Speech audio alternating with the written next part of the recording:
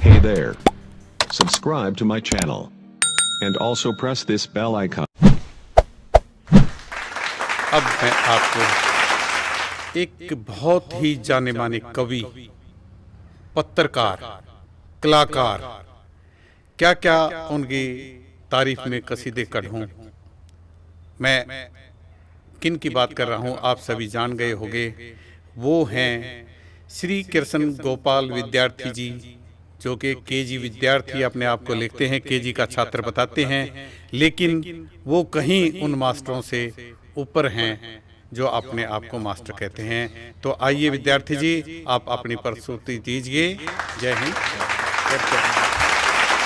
मित्रों,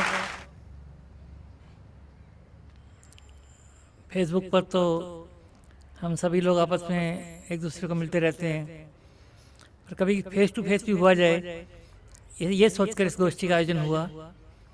और खुशी की बात है कि इसमें हमारे कई कवि मित्रों ने शिरकत की। अब बारी है मेरी कुछ सुनाने की, तो शुरुआत कर रहा हूँ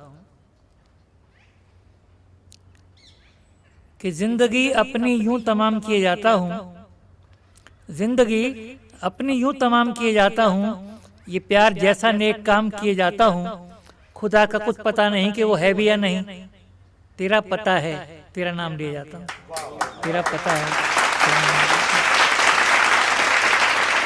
इसी बात को कुछ यूं भी कहा है, जो आजकल हालात हैं आप देख रहे हैं दुनिया के, कि जिंदगी जीना बहुत दुश्वार है, जिंदगी जीना बहुत दुश्वार है, हर कदम पर मौत की तलवार है, इतनी सारी दिक्कतों के बावजूद जी रहे हैं क्योंकि तुमसे प्यार है, जी रहे हैं क्योंकि तुमसे प्यार है। और प्यार ऐसी चीज़ है कि इसमें हर आदमी लाचार है।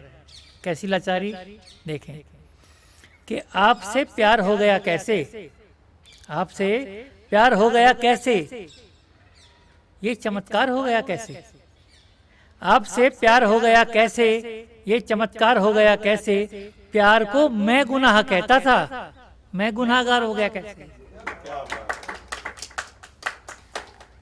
कुछ बात करें अपने दोस्तों की। आपके दोस्त कैसे हैं आप जाने।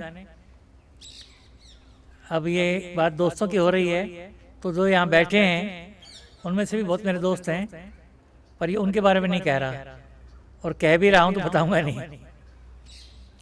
तो सुने आप कि ठोकरें खाती घिसटती जा रही है जिंदगी, ठोकरें खाती घिसटती जा रही है जिंदगी, जिंदगी पाकर बहुत पछता रही है जिंदगी, कि दोस्त भी ऐसे मिले जो दुश्मनों से कम नहीं, दोस्त भी ऐसे मिले जो दुश्मनों से कम नहीं, तुम ही जानो तुमको कैसे भा रही है जिंदगी, तुम ही जानो तुमको कैसे भा रही है। एक रचना इस बारे में कि ये कविता का रोग लगा तो लगा कैसे, मैं कवि हुआ तो हुआ कैसे, ये सारा इतिहास मैं आपको सुना रहा हूँ। राजू जी आप भी सुने। एक कवि था मेरा पड़ोसी, एक कवि था मेरा पड़ोसी, जो घर के नीचे रहता था, बात भी करता था तो जैसे वो कोई कविता कहता था, उस बंधु का हंसना गाना सब कुछ कविता में होता था, छींक मारता था कविता में, कविता ही में वो रोता था, सभी दूर रहते थे उससे, पर मैं कैसे पिंड छुड़ाता, मुझे जोंक की तरह चिपटता जब मैं घर से नीचे आता, ऊपर वाले फ्लैट के कारण उसे झेलना ही पड़ता था, घर में नीचे नहीं पहुंचता वो खुद ऊपर आ चढ़ता था, कभी पिलाता चाय बेचारा, कभी साथ में केक खिलाता, कभी कभी रसगुल्ले होते तो कभी पकोड़े ही ले आता, बीवी से बढ़कर प्यारा था उसको मैं इकलौता श्रोता, बीवी से बढ़कर प्यारा था उसको मैं इकलौता श्रोता, भला आदमी था बेचारा लेकिन काश कभी ना होता। खैर प्रभु ने सुनी हमारी, खैर प्रभु ने सुनी हमारी, वो बेचारा स्वर्ग सिधारा, कोई कहता हार्ट फेल से मरा, कोई कहे बीवी ने मारा, इस अवसर पर मुझे बधाई देने पहुंची बस्ती सारी, इस अवसर पर मुझे बधाई देने पहुंची बस्ती सारी, मगर देखकर मेरी हालत सबको हुआ चंबा भारी। अब मैं कविता में गाता था, अब मैं कविता में रोता था, मतलब ये कि कवि बन गया जो कल तक केवल श्रोता था। मुझसे बचने की यारों ने क्या सुंदर तरकीब निकाली, मुझसे बचने की यारों ने क्या सुंदर तरकीब निकाली, मेरी तुलना साहिर नीरज अनंत बख्शी से कर डाली। मुझसे बोले आपके गीतों में महके हैं सुर्ख गुलाब, मगर सुनाकर हम ना समझोगो क्यों करते हो इन्हें खराब। इनको टीवी सेंटर भेजो या फिल्मों में करो ट्राई, तुम कह दो तो हम बॉम्बे की टिकटें तुम्हें मंगा दे भाई। उनका इतना प्यार देखकर मेरा किलो खून बढ़ गया, जय धर्मेंद्र की बोली और फिल्म सिटी की ट्रेन चढ़ गया। जब मैं बॉम्बे सेंट्रल पहुंचा, जैसे ही सामान उतारा, मुझे देखकर दौड़े सारे, खाली हुआ स्टेशन सारा। खैर एक होटल में पहुंचा, तब ये किस्सा समझ में आया। खैर एक होटल में पहुंचा, तब ये किस्सा समझ में आया, अरे कवि है इससे बचना, किसी ने पीछे था चिपकाया। तो मित्रों, बॉम्बे में पहुंच तो गया मैं, वहां मैंने एक कार खरीदी। अब बॉम्बे तो देखा हुआ था नहीं, यात्रा भी करनी थी, घूमना फिरना भी था, दूसरे संगीतकारों से, निर्माता निर्देशकों से भी मिलना था। वहां मैंने एक कार खरीदी और ड्राइवर ले चला घुमाने। ड्राइवर था जो डरा हुआ वर। बैठ गई कार, पहुंच गए थाने। थानेदार ने मुझको देखा, बोला कवि हो, अंदर आओ। थानेदार ने मुझको देखा, बोला कवि हो, अंदर आओ। ये जो छत से टंगा है उल्टा, इस डाकू को गीत सुनाओ।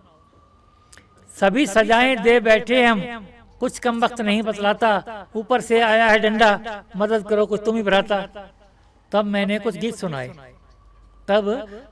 गीत सुनाए, डाकू चीखा बंद करा दो, मुझे उड़ा दो गोली से, तुम पर ना इतनी बड़ी सजा दो। मेरे गीतों के डर से तब डाकू ने सब कुछ बतलाया। थानेदार ने चाय पिलाई, लेकर कार में होटल आया। तो दोस्तों, भटका मैं कभी अंधेरी में, तो जा पहुंचा चैम्बूर कभी, जा मिला कभी देवानंद से, जा ढूंढे राज कपूर कभी। जिनका था मैंने नाम सुना, उन सबको जाकर देख लिया। उस क्रांति दूत मनोज कुमार को भी आजमा कर देख लिया। सब सिर्फ तसल्ली देते थे, कोई ना काम दिलाता था। ये कल का भावी गीतकार मन में घुटकर रह जाता था। जो मुझसे बना किया मैंने, दारा सिंह की भी मालिश की, शत्रुघ्न ने भी ना पूछा जिसके जूतों की पालिश की। एक रोज एक प्रोड्यूसर ने अपने बंगले पर बुलवाया। मैं तुम्हें चांस दे सकता हूँ, पर खर्च करो थोड़ी माया। मैं बोला मेरे पूज्य बाप, जो कहो वही कर सकता हूँ, बस गीत फिल्म में आ जाए, मैं जीते जी मर सकता हूँ। तो बोला बेटे ठीक है, तब 10 लाख रुपये ले आओ। सस्ते जमाने की बात है। तब बोला वो, बेटा ठीक है, तब 10 लाख रुपये ले आओ, और आएंगे गीत फिल्म में कब, सिचुएशन भी सुनते जाओ। मैं सुनाइए। बोला चौपाटी पर अमरीश पुरी अमिताभ को मारेगा जनाब। चौपाटी पर अमरीश पुरी अमिताभ को मारेगा जनाब, एक रेडी वाला मारेगा अमरीश को गीतों की किताब। क्या मतलब? बोला मैं समझाता हूँ। चौपाटी पर अमरीश पुरी अमिताभ को मारेगा जनाब, एक रेडी वाला मारेगा उसे आपके गीतों की किताब। फट जाएगी ऐसे किताब और पृष्ठ पृष्ठ उड़ जाएंगे। इस तरह क्लोजअप में पर्दे पर गीत आपके आएंगे, इस तरह क्लोजअप में पर्दे पर गीत आपके आएंगे, इस तरह क्लोजअप में पर्दे पर गीत आपके आएंगे। धन्यवाद, नमस्कार।